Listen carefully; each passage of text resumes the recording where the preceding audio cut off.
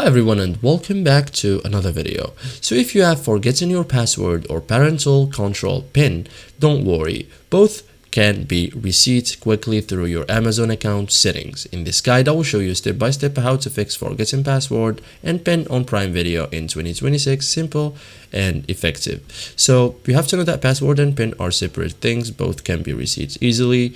It requires access to your email or account, so focus on account recovery plus settings. So first thing, reset your password, like go to sign in page, open Prime Video, click sign in, select forgot password and enter your email or phone, type your registered email or phone number and continue. Amazon will send you a verification code, verify your identity, like enter the code sent to you, proceed to reset and it confirms it's your account. Okay, you can now create a new password, like choose a strong password, confirm it, you can now log in again. Okay, reset your Prime Video PIN, like open Prime Video settings, go to your profile. Okay, open settings, select parental control. Okay, and after that reset your PIN, like click change Prime Video PIN, enter your Amazon account password, set a new PIN.